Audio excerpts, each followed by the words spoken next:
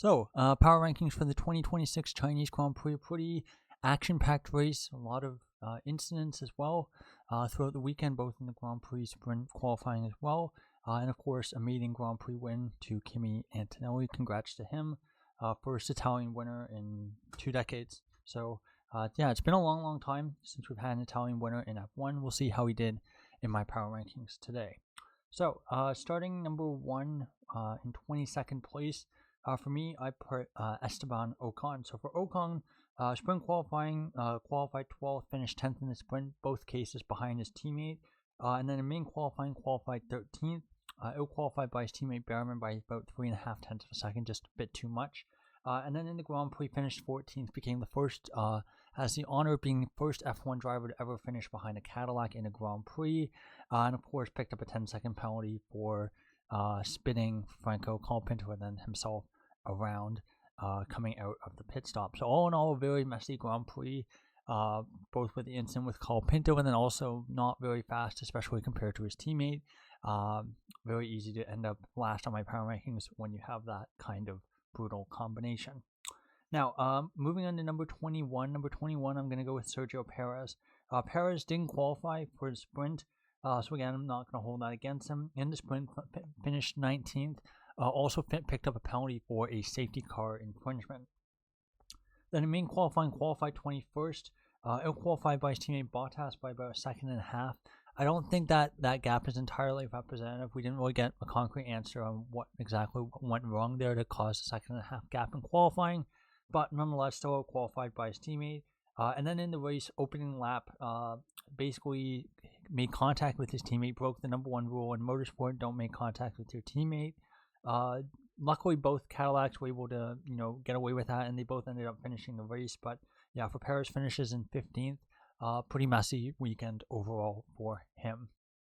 Now, moving on to number 20, and this is kind of the weekend, kind of a crash back down to earth, and this is kind of what we expected from this driver as he got into F1 this year, and that is, of course, Arvid Lindblad. For Lindblad, of course, missed FP1, and that, of course, I think led to a lot of the problems later in the weekend, but still, it was a very, very scruffy weekend. But I think missing FP1, of course, first time at your track, a little bit more leniency perhaps required there, so I think that's maybe why I put him ahead of Perez and Ocon. But for me, this was kind of the easy bottom 3 for this past Grand Prix. For Lindblad, qualified 15th in the sprint qualifying, so not terrible there. Didn't finish the sprint.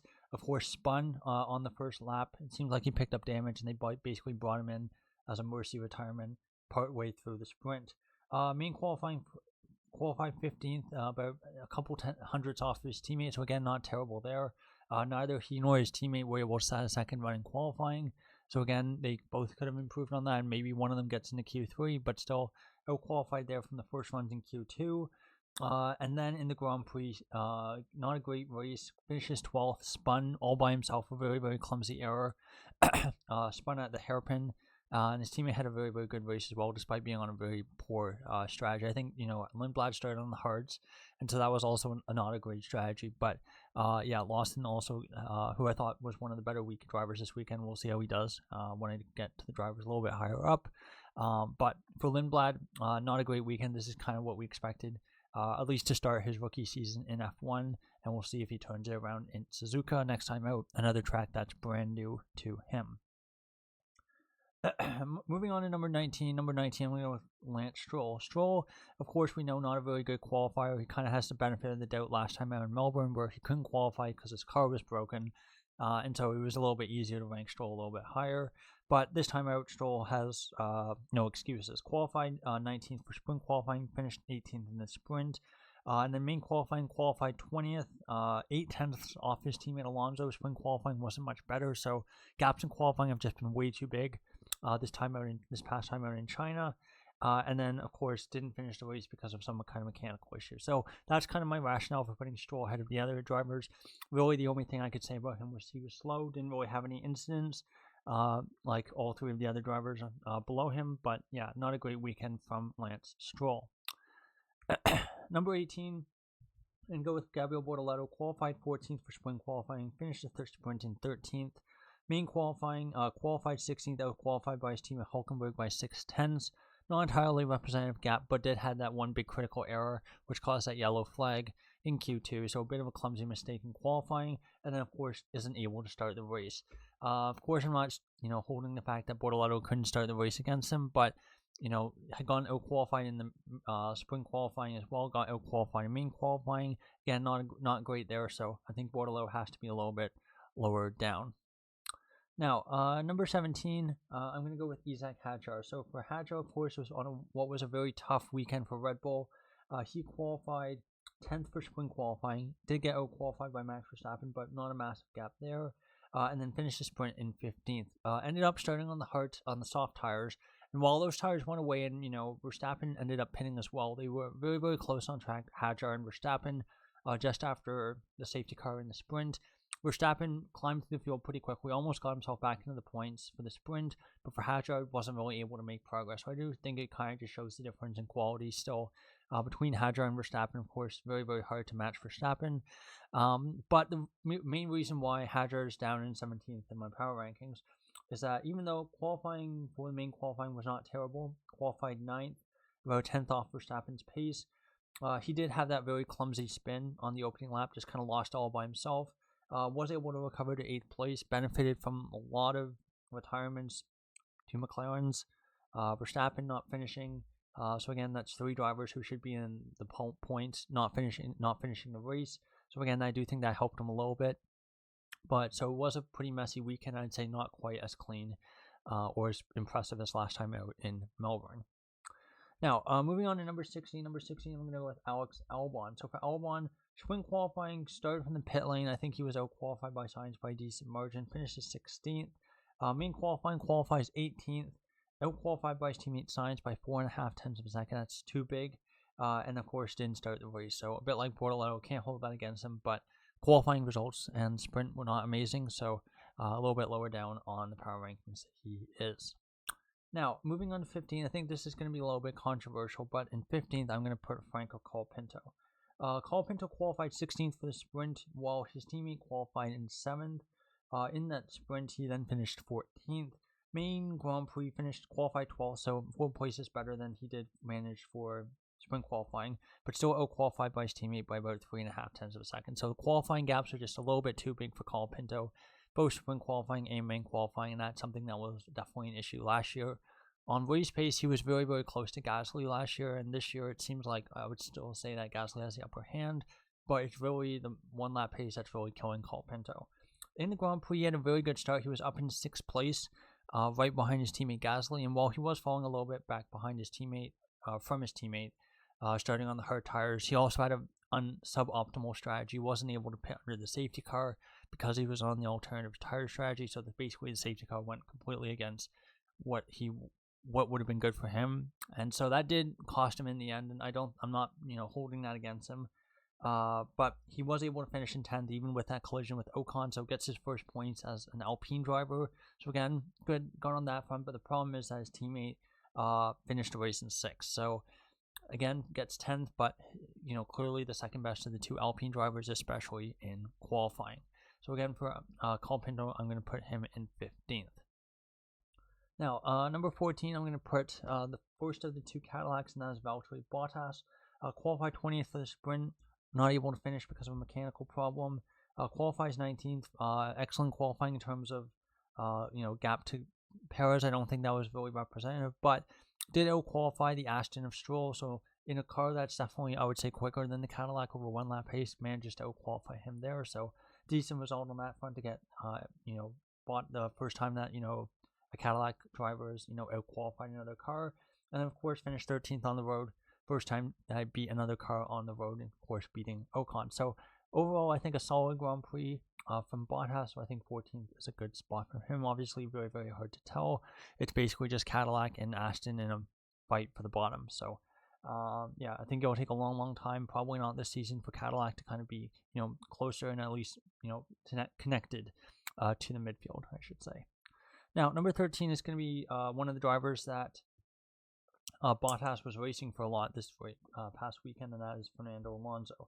I think, again, very, very solid, just like Australia, just very, very hard to tell with how poor the car is and how little kind of competition there is just because of how detached Aston is from the rest of the grid. And it's basically just them and the Cadillacs. And, I think Alonso has generally been the best driver of those 4 drivers so far this year. Qualified 18th for sprint qualifying, finished 17th in the sprint. Qualified 18th for the main Grand Prix, qualified Stroll by 8 tenths, like I said. And then, of course, unfortunately, had to retire from the race with, very, very severe vibrations. We saw an onboard from Alonso's car sometime this weekend, and you could tell it's so much clearly worse than all the other cars, just by how the camera is basically moving, despite the fact it has they'll have like a gyro or some kind of dampening, like movement dampening, component in there to make it so that's a little bit easier to watch. So even with that, you could still see the vibrations, which shows just kind of how severe Aston Martin's problems are with those vibrations still. So I think overall solid weekend for Alonso, so I put him in 13th. All right, moving on to number 12. Number 12 is Nico Hülkenberg. So qualified 11th for the sprint, wasn't able to finish because of a mechanical issue. 11th again for main qualifying, out-qualifies Bortoletto by 6 tenths. And then unfortunately finishes the race in 11th, 1 spot outside the points. So I thought a decent race overall, decent race weekend for Hülkenberg. Unfortunately, doesn't really come away with much from it. Now, moving into the top 11, so technically the top half of the grid. Number 11, I'm going to go with Oscar Piastri. So for Piastri, qualified 5th for the sprint, so out-qualified by his teammate there. Then it came 6th in the sprint, again behind his teammate. Picked up that, basically was forced to give that position back, I believe, with Antonelli. Basically overtook him before the finish line after the safety car restart. So a little bit of a mistake there by Piastri. In main qualifying, I thought did pretty well. Qualified 5th, out-qualified his teammate Norris for the 2nd straight session. And then, of course, not able to start the Grand Prix. So I think an okay result for Piastri, definitely better than last time out in Melbourne. But still, I felt like there were 10 drivers who I felt had more impressive weekends. Now, in 10th, I'm going with his teammate. So again, very, very close between the 2 McLaren drivers. Basically just the fact that we had a sprint. We actually had results there for the 2 McLaren drivers. So we kind of pushed Norris ahead of Piastri, despite the fact Piastri out-qualified Norris in the main qualifying session. So for Norris, I should say, qualified 3rd for the sprint, 4th in the sprint. Qualified 6th for the main Grand Prix, again out-qualified by Piastri. So it does feel like, Norris is maybe leaving a little bit of time on the table there, and then not able to start the sprint race or the Grand Prix itself. So a double DNS for McLaren, a long time since that's happened. Basically, they kept referencing Indy 2005. I'm curious if it's ever happened before that, last time a team basically had a situation like that where they had double DNS. I know there's been times in the past where teams basically withdrawn from a weekend, like HRT and Marussia used to do that sometimes in the early 2010s. There was a couple times in the 90s where teams were basically, like I remember, I think in Monaco 94, I think Sauber basically withdrew both of their cars after because on safety concerns after Wendlinger had this terrible accident. So they were basically like, okay, we don't know what's wrong with the car. And of course, this was one race after Senna and Ratzenberger had both been tragically killed. So they're like, okay, let's make sure nothing happens to the other car. And so they basically withdrew Frentzen from the race. So again, it does happen sometimes, but yeah, very, very unusual to have a team basically have a double DNS in one weekend, especially since it was 2 different issues on each car. Now, moving on to number 9. Number 9, I'm going to go with Charles Leclerc. Leclerc felt like was never really super comfortable this weekend. I felt like he was always kind of like either really fighting or just kind of a little bit off his teammates' pace at points. Out-qualifying and sprint qualifying. Really good sprint, though, to get up to 2nd. Qualified 4th for the main Grand Prix, out-qualified by his teammate by a very, very small margin, about like hundredths of a second. And then in the Grand Prix, it looked like he was going to get another podium, but unfortunately a crucial mistake towards near the end of the Grand Prix. Big lockup at the hairpin meant that his teammate was able to repass him and take that final spot on the podium. So some good hot moments like the sprint, but qualifying again, being out-qualified twice by 41-year-old Hamilton is, it's okay, but it's not like this is prime Hamilton, in his 20s or early 30s. So again, I do think it kind of showed there was a little bit more on the table there for Leclerc, and of course the mistake as well in the Grand Prix, which is why I'm putting him a little bit lower. Now, number 8, really tricky to assess this guy's weekend, Max Verstappen. Qualified 8th in the sprint, qualified 8th in the main Grand Prix, but had his sprint heavily compromised, and I guess the start of the Grand Prix as well, but what turns out wouldn't really matter a whole lot. Compromised by two very, very bad starts. Now, of course, Lawson, in this, again with the same powertrain, the Red Bull powertrain, in Melbourne had the same issue, and I was like, okay, I don't know if this is a car issue, if this the driver just royally messed up. I, put Lawson pretty low on my power rankings because of that. One person came into the comments very unhappy about that, but the fact that it's now happened to a Red Bull powered car, 3 times in 2 weekends. We know it was kind of an issue in testing as well. Bit weird that it's only been on Verstappen's car. It's hard to say if it's a Verstappen issue or if it's just a car issue at this point. But, qualifying, I think, Verstappen got the best out of the car, and he was able to fight back through the field pretty well. Did get stuck behind Behrman, so it was in 6th place before his mechanical issue. So, I do feel like Verstappen's getting, very, very close to the most out of the car. It's just the starts have been, killing him a little bit. And again, hopefully that's something that gets resolved soon. Hard to say if it's a mechanical issue or not. I do kind of, if I could retroactively change my power rankings, I'd probably put Lawson a little bit higher from Melbourne now that we've seen just kind of the fact that it's been repeating, pretty much every weekend that we've had so far, those start issues on the Red Bull powered car. Now, number 7. Number 7, I'm going to go with Carlos Sainz. Very impressive weekend. Scores points in Williams and was the 9th fastest car. Yes, benefited from a lot of cars retiring, but thought very, very well executed race. So for Sainz, qualified 17th for sprint qualifying, out-qualified L1, finished 12th, qualified 17th again for the main Grand Prix, out-qualified L1 by about 4.5 tenths of a second, and then finished 9th in the Grand Prix. I think stopped relatively early for the hard tires, I think, or maybe he stopped during the safety car. I wasn't following exactly what Sainz was doing when the safety car came in. I honestly thought he was on the alternative strategies because of how high up the grid what he was relative to what we've seen from Williams so far this season, but was able to stay in that 9th place, so very, very good job, and picks up 2 very valuable points for Williams. Now, into the top row, and honestly, this top row was very, very difficult.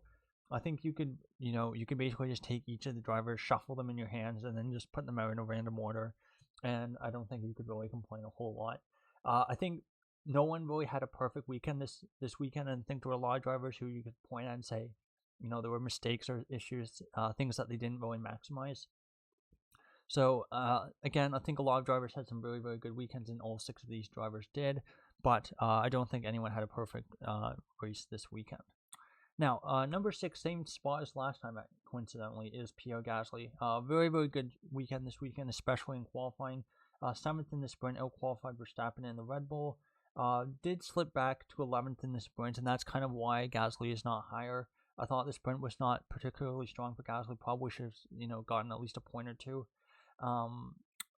But main qualifying, again, very strong, 7th place, and then a very solid Grand Prix. Finishes 6th, not quite best of the rest, but I thought overall a very, very good result in the Alpine. Now, number 5, I'm going to go with Lewis Hamilton. Hamilton qualified 4th in sprint qualifying, qualified 3rd in main qualifying, out-qualifying Leclerc on both occasions. In the sprint, it did feel like he, again, didn't have the best sprint. Looked like he could have been in that 2nd place position, but then of course I think just cooked his tires too much, just pushed a little bit too hard.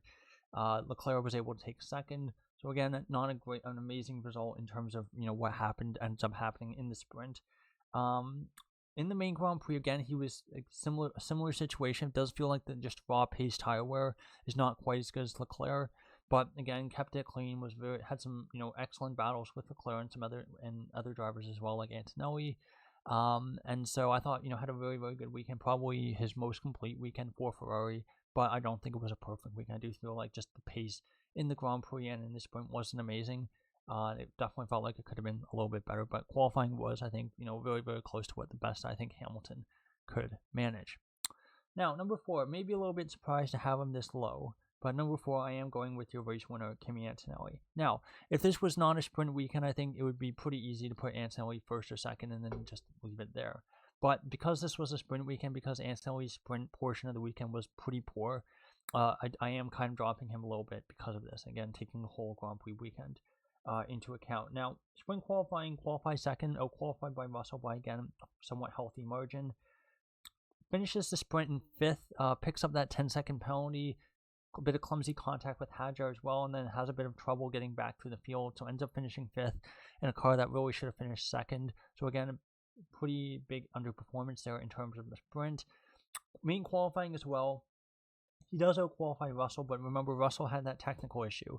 And again, this was a weekend where Russell had basically been, leading the charge in terms of the pace setting all weekend, and it was really just Antonelli kind of snatching pole at the end, because of Russell, the fact that Russell had such bad issues in Q3. He did go outside a lap, able to start second, but the car wasn't really set up properly, and so Russell also had to leave quite a bit of margin for safety just because he didn't have a banker lap.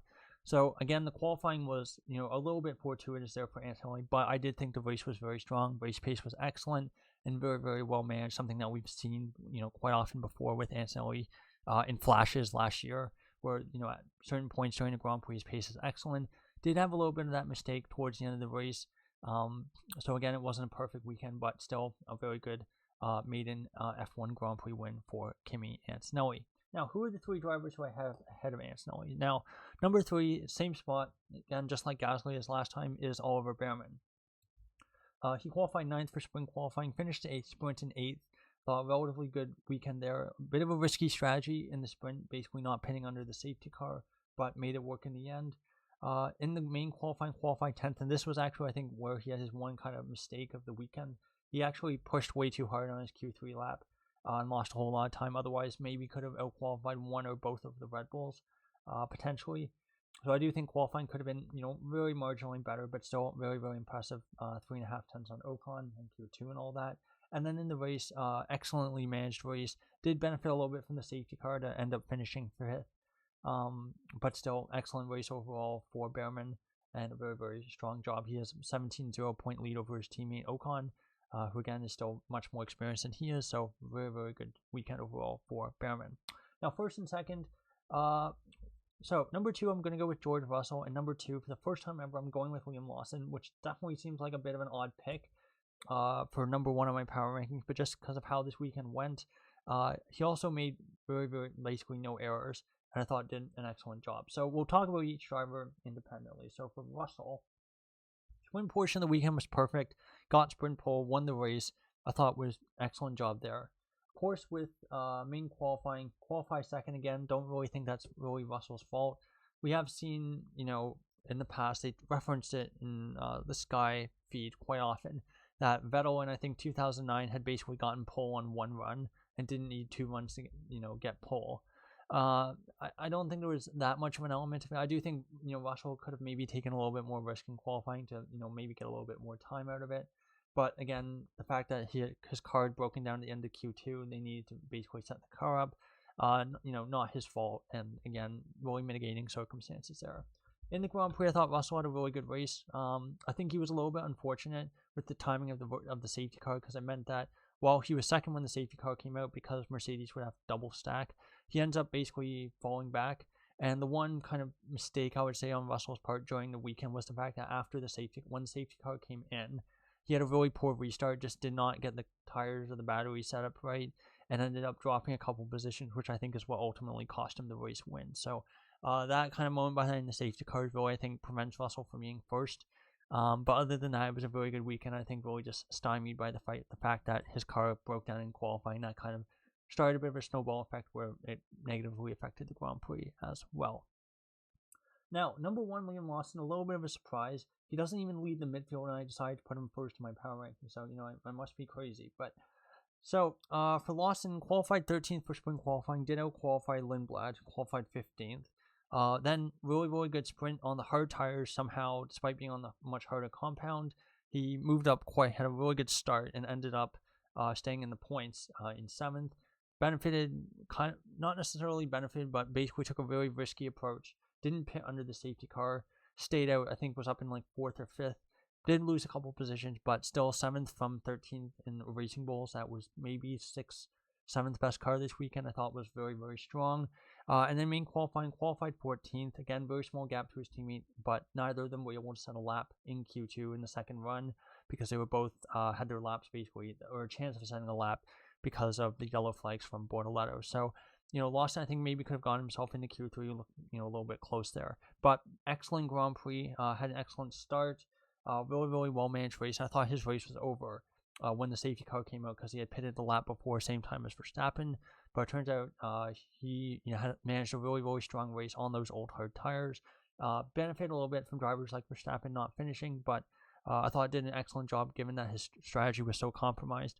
And so given that it was basically a relatively mistake-free weekend, the car that's not super strong, a lot of the other drivers that you would normally pick, like basically anyone who finished on the podium, you would normally pick from one of those ones, or I would normally pick from one of them to be number one.